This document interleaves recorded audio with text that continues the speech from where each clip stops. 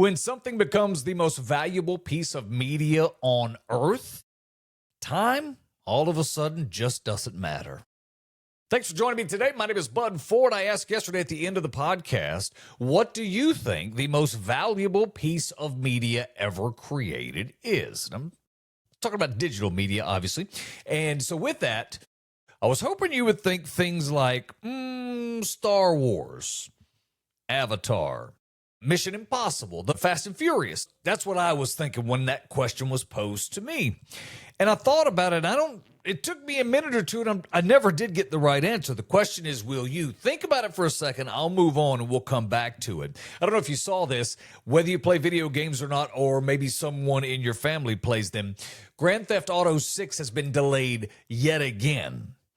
Why is it taking so long to get Grand Theft Auto 6 out? Here's the answer that nobody wants to hear. Because it can. GTA 6 is not late. It's just not in a big hurry. It's no reason for them to release this game, let it hit the internet, and pull cyberpunk kind of vibes.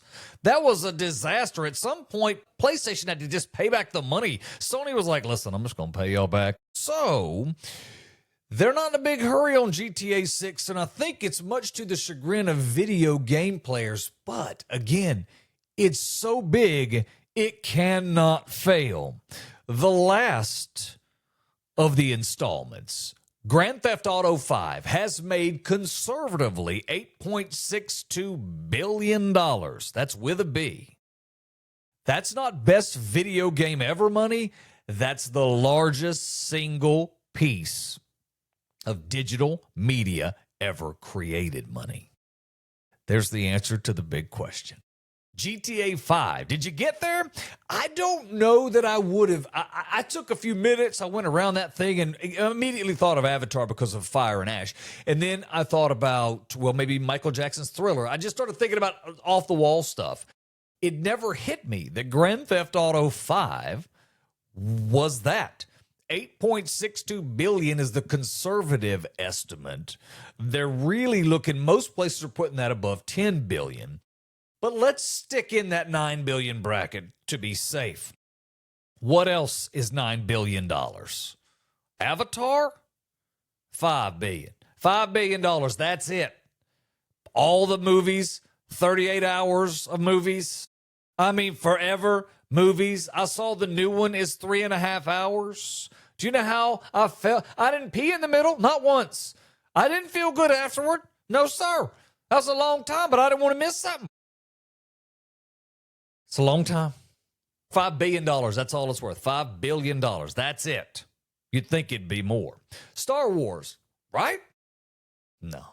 How about the Dallas Cowboys? I realize we're talking about media, but I'm just saying, what are they worth? The Dallas Cowboys, we all have an idea of what they are. They're a football team. They're worth $9 billion based on most estimates.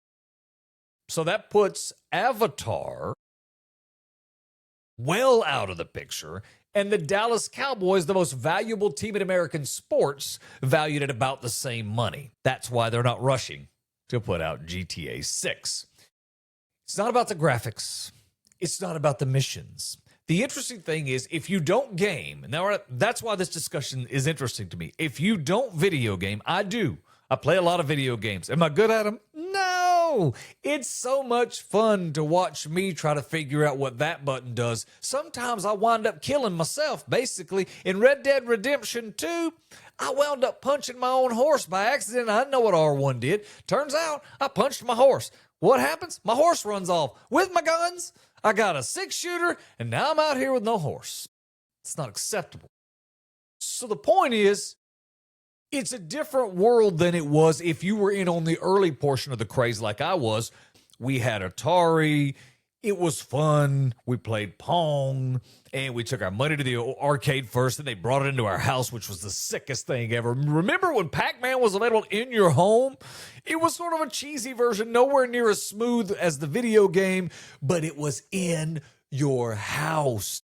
It was insane to have that video game in your house. We had these weird sort of controllers with one button and the stick, the Atari 2600. And we were doing, by the time we got to Pitfall, you would have thought that we had found the future. You got to jump and swing on a rope while a crocodile tried to bite you. Are you kidding? That's video game amazement. And then Donkey Kong up and down the ladders.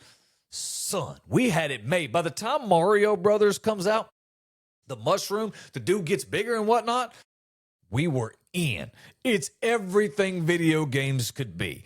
Then I played for a lot of years in between, but there obviously I played this game and that game, blah, blah, blah. But I realized in 2017, I think it was maybe 2018, whenever Red Dead Redemption 2 came out, that I've been playing the Assassin's Creed franchise. That's a fun little franchise. If your kids are into that, that's one. Or if you're into it, or if you're thinking I should get into video games, when you get older, it gives you something to do. You can play on the easy level of the Assassin's Creed franchise for a very minimal investment. Some TVs now have Xbox and or PlayStation. I know about Xbox. I'm not certain about PlayStation. But there are Samsung televisions where you can access your Xbox through the television, your Xbox account. Therefore, you can play these games without having any hardware except for the controller and the charger that you'll need. That's kind of cool. But it gives you, if you're on the older side of life, it gives you someone to interact with, a group of people. You can create a world there. It's completely different than maybe you remember it. Now, if you're on the younger side, you're all like, I get it. I'm doing that all the time. I got that. But in Red Dead, you could go back now and play online. As you know, it is nothing for me to blow 3 hours fishing. I mean, that's how... It's that much fun for me. Just as the world is amazing. It feels like you're living in it. And you can communicate with people through headsets if you don't know about all this stuff. But why, when we get all of the negative media about the GTA franchise, why is it so big? And I thought about that question just the other day. And I think the answer is GTA 5 allowed us to be something we're not, but we secretly want to know more about. It allowed me, you, whether you're a teacher, an accountant from Schenectady, whether you're a plumber from Pittsburgh, you can be anything you are in life. But when you come home, you could turn on Grand Theft Auto 5 and you could do unimaginable things. You could slap people around. You could shoot them. You could drive in cars that no way in this life are we going to be able to buy. You could drive those cars. And if someone mouthed off, you could run someone over and it was fine. You just moved on. Don't act like you at some moment went, you know what, I would like to be a thug because I'd punch that one in the mouth. You get a chance to walk up. Little R1 action or R2, punch them in the mouth. Let's see how it goes. Then you can just take out a gun and shoot them. I'm not telling you have to have this in your life. I'm telling you it is fun, though. There ain't nothing wrong with enjoying it a little bit. That's what it did. Warehouse guys, we go to work all day. We do what we do. We come home. We're a crime boss. What are we doing this for? For the money. What are we doing with the money? We're buying a casino because I need at least one casino. And to get from my yacht to my casino, I'm going to need one helicopter at minimum. I'm probably going to need to put one on top of a building in case I find myself in trouble and needing it. I'm also going to have a fleet of probably somewhere around 60 to 70 cars, minimum. I'm talking minimum. And these cars, I can jump them, I can wreck them, I can flip them, I can drive them across concrete, gravel, it don't matter. I can jump trees, buildings, I can do a lot of fun things. You can't do that in your Honda Civic. You got to go to that warehouse job, and if you're lucky, you got a truck. You can't do none of the things I'm talking about. Not like you can do in Grand Theft Auto 5. Grand Theft Auto 5 gave us a complete world in video gaming. Not just pieces of it like we were accustomed to, but the world opened up. We had everything in thuggery that we could have our own logos of thuggery. We had trouble. You're probably just like everybody else, just like me. You got too much money to spend. What are you going to spend it on? You don't need to buy another casino. There's just nothing else to own. That's where we're at. We're complete thugs. And here's a hint. I didn't even like the game. But it was fun to just see what it would let us do and to crawl in that game each night after work and become somebody different. Same with Red Dead Redemption. When am I going to jump out on a horse and tame the Wild Wild West? I'm pretty sure I live in the Wild Wild West. There ain't a whole lot of taming for Mesa, Arizona. It just is what it is. It's already been tamed. But Red Dead Redemption allows me to ride a horse and thug life on people for benefit. I can get rewards in the game when I go beat up somebody for money if they owe me the money. Now, if they don't owe me the money, well, then I'm losing points in the game, which was a little too close to real life for me, but whatever. Plus, you get to carry a 6-gun, a long gun, and you just get to shoot people. And if you're riding along and somebody looks at you crossed, you can shoot them. I know that's not acceptable in our society, but dang it, in Red Dead, it's okay. It's okay if you just pop a cap in somebody. Sometimes if you line it up right, you can shoot 6 of them basically at once and not miss. That's the beauty of Red Dead. When I shoot a gun, the safest place you can be is in my aim. I'm serious. I can't hit nothing. I'm terrible at it. I'm right-eye dominant, and I shoot with my left hand. Don't make no sense. My eyes are going funny. I basically shoot like this. I'm ready. I don't hit nothing. I'm terrible. If I'm pointing at you, you're the safest person on the planet. It's the same reason Call of Duty works. Most of us are never going to throw on the camouflage, cover ourselves, have our own logos on whatever weaponry we have. We'll start with an M60. We'll work our way up to, we'll have rocket launchers. We'll have all kinds of things with us before it's over. Because we're going to go out in this war and we're going to kill people. Now, we're going to talk on headsets with other people. This is really a lot of times dudes having conversation. You may remember when you were young, your dad talked on the phone to other people on occasion before it sort of became out of favor for dudes to do. We weren't always quiet recluses in the closet. We had phone conversations and things like that. Well, that stopped when we got into the 90s, and dudes, by the time they're at 45 and 50, they don't really feel like texting. We just don't. It's sort of stupid. So in the end, we will because we have to, because that's how society works. But the fact is, we don't have human interaction like we used to. Your dad on Friday might have 5 or 6 guys over, y'all sitting around drinking a cold beer. That's cool. Now, everybody's got stuff to do. They need to be at home, doom scrolling their way through dinner. They don't have time to go out and have beer and hang out with friends anymore. So Call of Duty affords you a world where you can interact with sometimes the same people. That's what happens to me. I have my cousins and my friends, and we meet regularly. We text each other, hey, I'm available to jump in. Okay, great. We can go into Call of Duty, or we can go into Rocket League. In Call of Duty, we have guns, we have power, we have missions, we get to shoot. The shooting's real too. It feels like you are in a war situation. I swear, if that game got any more real, you could leave with PTSD. It ain't funny, but it's an incredible, immersive experience. That's the way they designed it. We get a few hours, we get to play with the chaos without the consequences. That's the superpower that these games have. And if you haven't played them in a long time, find someone who has the game. Just sit and watch it.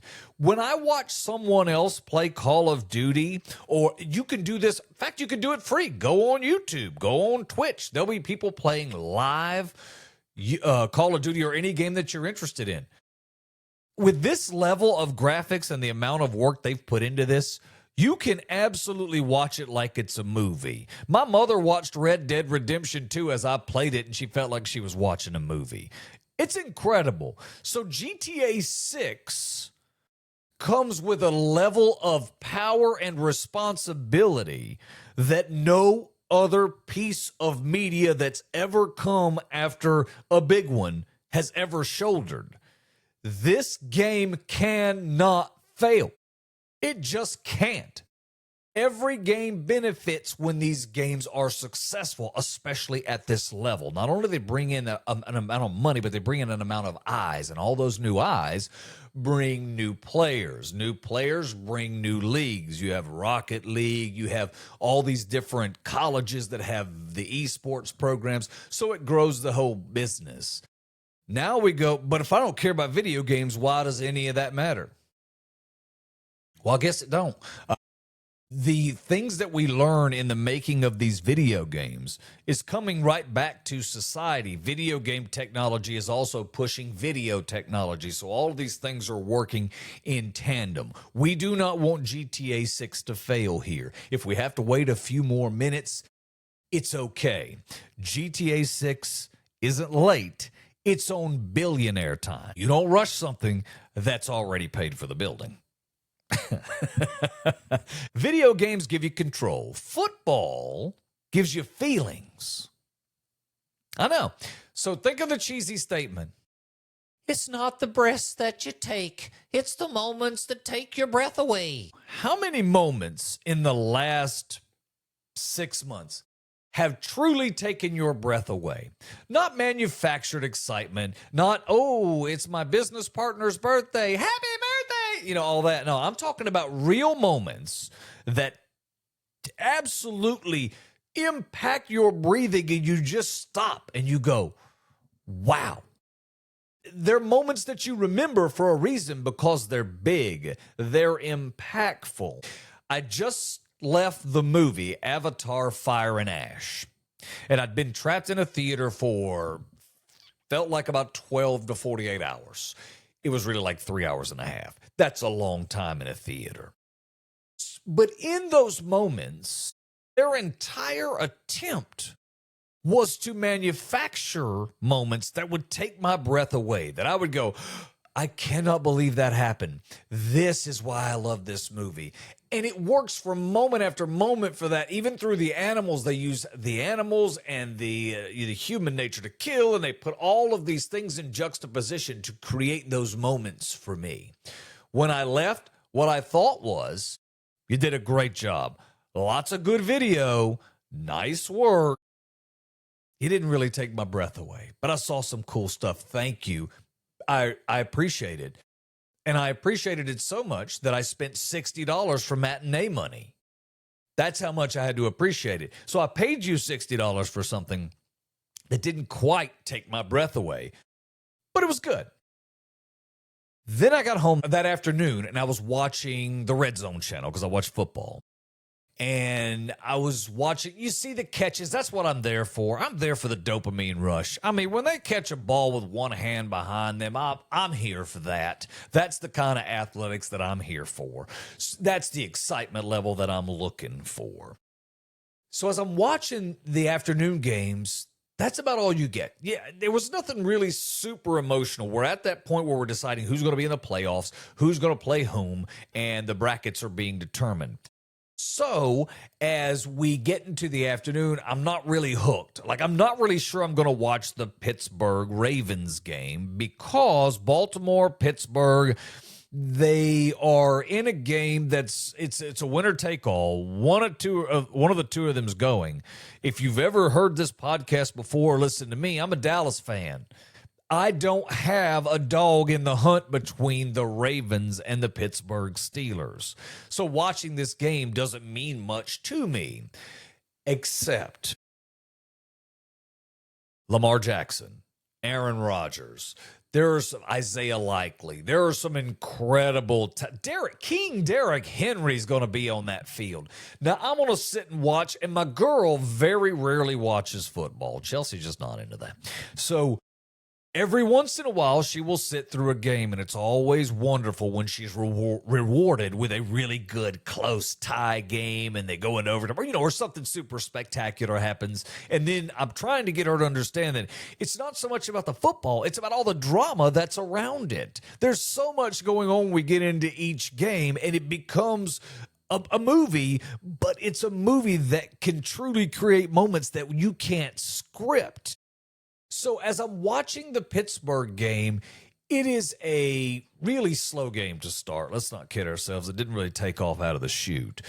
But later on, it starts to come together, and you're at this point, and the drama's building because Aaron Rodgers is on one side of the Pittsburgh Steelers. Even if you don't follow football, just follow where I'm going.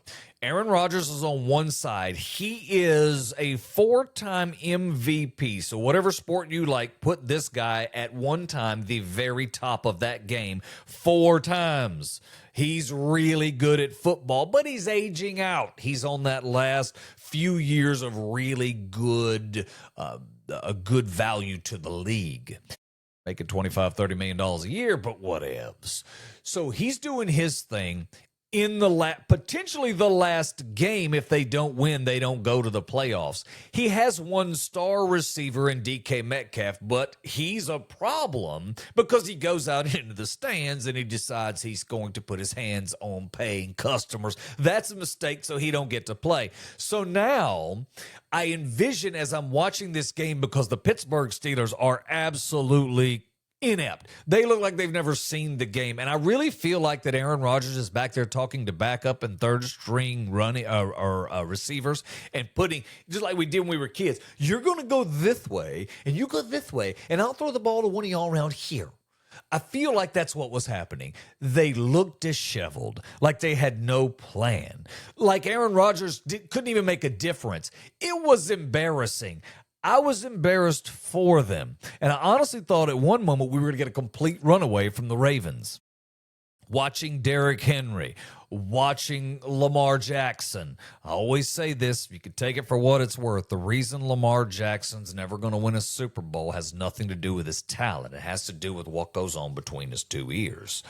Lamar Jackson creates Lamar Jackson problems. I love Lamar Jackson, one of the most talented, athletic people on any field he steps on. But he's not going to get you to the Super Bowl. He's not going to win because when we get to the playoffs, he doesn't know what to be. He doesn't know whether he's a running back that throws on occasion or whether he's a quarterback that runs on occasion. Because during the season, typically he gets them to the playoffs by running. He's getting so much better at throwing, though. His throws have been awesome to watch. So he gets better and better and better. So it's good he's progressing. But then when we get to the playoffs, he stops running for some unknown reason, and he decides he's going to be Tom Brady or Peyton Manning. He's going to step back, and he's going to throw. Well, that's not usually the thing to do for Lamar. So we wind up with them leaving the playoffs usually early. Last year, they broke the pattern. However, still didn't get to the Super Bowl. This year, we're going to make the playoffs. I think this all has to do with what goes on between here and here. Lamar Jackson is absolutely one of the most fascinating players to watch. His moves, he's just electric. But you're not going to win a Super Bowl with him. Let's see if he stays with the Ravens or if he leaves. We'll find out in the next couple of days for sure. We're down to the last few minutes, and they're throwing. Lamar's dropping dimes. Aaron Rodgers dropping dimes, getting to the end zone, score one up. And I'm like, there's no way. Then he gets another one. So the emotion's building inside, like this thing's going. Then what we think is going to be the game-winning touchdown comes from the Steelers, and the kicker should just make it. It's an extra point. We expect him to make it. No way. He's not even close. Now, immediately in that moment, my heart went out to him. It was broken because that's not the kick you want to miss, because what happened is that left them 2 points apart. In today's NFL, you kick the ball back and you basically get it. You only need 20 yards anymore, maybe 25. I'm exaggerating by about 5 yards total. And then you're within the field goal range because these cats are kicking 60 and 65 yards on the reg now. It's not an occasion. It's happening on the regular. 63 was the old Jake Elam record for decades. It held up for a long time. Now, are you kidding me? The punter's doing that. It's a joke. These cats, I don't know what's in their legs. I don't know if we shoved helium, nitrogen. I don't know what we shoved in them, but whatever's in their bionic legs, they're kicking like maniacs. We had a toy when I was a kid in the 70s. You put a football down, you hit this little plastic thing on its head, and its foot kicked the ball. I feel like that's what we're doing. I swear to you, we're going to see a 70-yard field goal before this is over. So now all you really got to do is get the ball back, let it go in the end zone. You get it back at the 35. We're dang near ready to kick. I mean, it's ridiculous. You're up by 2 as the Pittsburgh Steelers, but there's still plenty of time left for Lamar to run the ball, get it down the field, and let's move. It takes them no time at all before they're on the edge of field goal range. They're going to kill a little time. A few things happen. Now they're going to make the kick. Shouldn't be any problem. This should cement it. This should end the legacy that is Aaron Rodgers. He likely retires after the game, or at least the end of the season, and it moves Lamar Jackson one step closer to the greatness that, quite frankly, he's worked his way through the regular season and earned. He just never seems to deliver when it matters. So the kick is up for the Ravens. They kick it. They're inside. Isaiah Likely, I believe it was, catches an amazing pass. And that's only like a 35-yard kick, something. It's not crazy. It's a normal, everyday kick for any normal kicker. The Ravens kicker comes out. He kicks it. Basically, Lamar's running out on the field about to console his friends over at the Steelers, and they realize he missed. It's a chip shot for a field goal kicker. He missed. When I'm telling you, when I sat here on my couch watching that game, my breath got irregular. When he kicked it, I just stopped. Everything stopped. People were quiet. There was nothing going on in that stadium of 60, 70, 80, 100,000 people. I'm telling you, time stopped. The ball went right. Everything stopped. It was insane. That's a take your breath moment. Everything's to the pinnacle.